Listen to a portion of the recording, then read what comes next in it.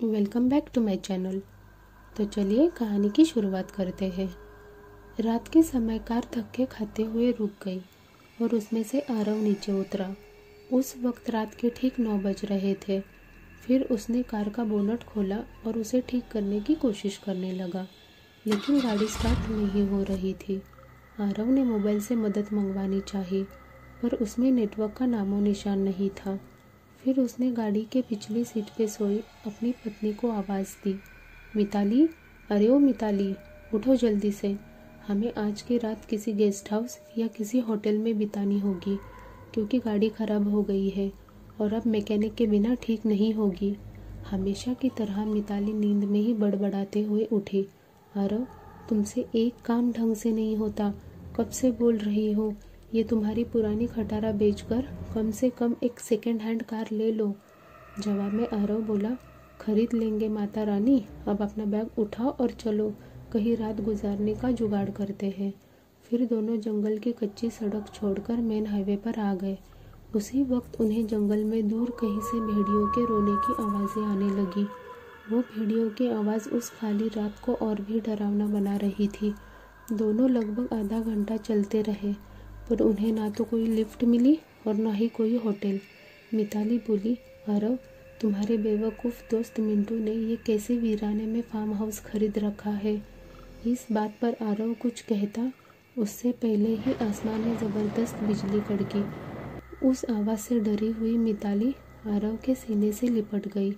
उस वक्त आरव के चेहरे पर एक मुस्कान चमक गई। तेज बारिश के असर नजर आने लगे थे। तभी चलते चलते बिजली के तेज चमचमाती रोशनी में उन्हें एक पुरानी हवेली दिखाई दी। वह दोनों तेजी से दौड़ते दौड़ते उस हवेली के नज़दीक पहुँचे। हवेली गेट पे उन्हें कोई वॉचमैन नज़र नहीं आया, इसीलिए वह दोनों गेट खोलकर हवेली के मुख्य दरवाजे के पास पहुँचे। दरवाजे पर डोर बेल के नाम पर एक पुरानी रस्सी किसी सांप की तरह लटक रही थी।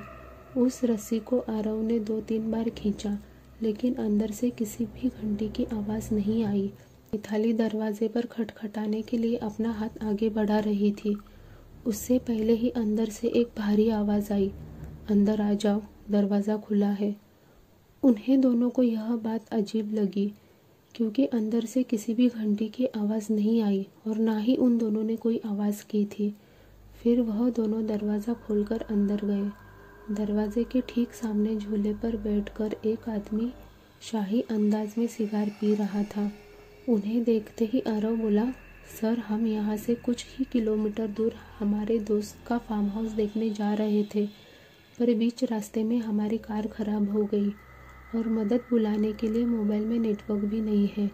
क्या हम आपके फ़ोन से एक कॉल कर सकते हैं?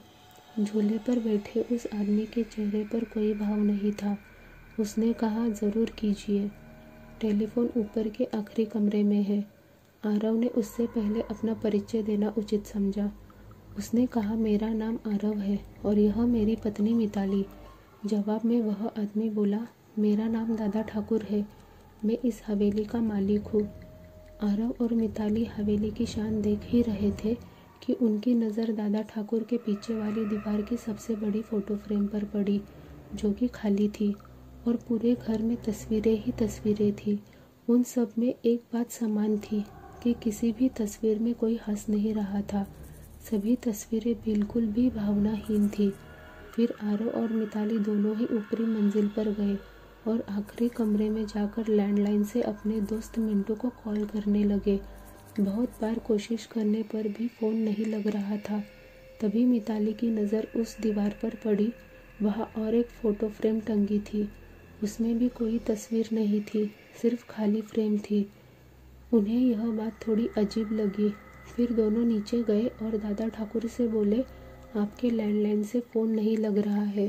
दादा ठाकुर बोले कि यहाँ की फ़ोन लाइन हमेशा गड़बड़ रहती है, दोबारा से प्रयास करें, या फिर चाहे तो आज की रात आप दोनों यहीं रुक जाए। मिताली और आरव कमरे में जाकर फिर से कॉल लगाने की कोशिश करने लगे, पर बेकार। आखिर में दोनों ने निर्णय लिया, आज की रात यहीं गुजारते हैं, और बेड पर लेटते ही दोनों की आंख लग गई। रात के ठीक 1:30 बजे आरव की नींद अचानक से खुल गई और वह एक बार फिर से अपने दोस्त को फ़ोन लगाने लगा। लेकिन उस वक्त फ़ोन पूरी तरह डेड था। हाथ से फ़ोन नीचे रखते हुए आरव की नज़र दीवार पर गई और सामने का नज़ारा देखकर चेहरे पर से हवाइयाँ उड़ गई, क्योंकि कुछ घंटों पहले देखी हुई खाली फ्रेम अब उन दोनों की तस्वीर थी और उसके नीचे लिखी थी उनके मौत की तारीख। उसने मिताली को उठाया और उसे तस्वीर दिखाई। वह बोली, यहाँ कुछ तो गड़बड़ है आरव, हमें अभी के अभी यहाँ से बाहर निकलना होगा। फिर दोनों वहाँ से भागने लगे। सीढ़ियों से वह दोनों तेजी से नीचे उतरने लगे, पर उतरते वक्त सीढ़ियों पर उन्हें 4 पैरों की जगह 6 पैरों की आवाज़ आ रही थी। अब वह दोनों काफ़ी डर चुके थे। कुछ भी करके उन्हें बस दरवाज़ा खोलकर बाहर भागना था। पर दरवाजे के पास पहुंचने के बाद जब दोनों ने उसे खोलने की कोशिश की, पर उनकी कोशिश नाकाम रही, क्योंकि दरवाज़ा किसी ने बाहर से बंद किया था और अब वह दोनों उस भूतिया हवेली में कैद हो चुके थे। आरव और मिताली दरवाज़ा पीट रहे थे, मदद के लिए चिल्ला रहे थे। उसी वक्त बदकिस्मती से बिजली चली गई और मौत ने अंधेरे की चादर से सब कुछ ढक लिया और चारों तरफ श्मशान का सन्नाटा फैल गया। मिताली अपने कांपते हाथों से मोबाइल की टॉर्च चालू करने लगी। जैसे ही उसने टॉर्च चालू की, उसकी रोशनी सबसे पहले सामने वाली उस बड़ी से फोटो फ्रेम पे पड़ी, जिस फ्रेम को आते वक्त दोनों ने खाली देखा था। उस खाली फोटो फ्रेम में अब झूले पर बैठे दादा ठाकुर की तस्वीर शैतानी मुस्कान दे रही थी और अगले ही पल दादा ठाकुर तस्वीर से धीरे धीरे गायब होने लगे और उसके नीचे रखा हुआ झूला बिना हवा के झूलने लगा।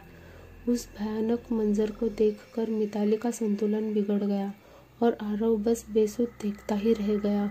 ही पलों में मोबाइल भी स्विच ऑफ हो गया।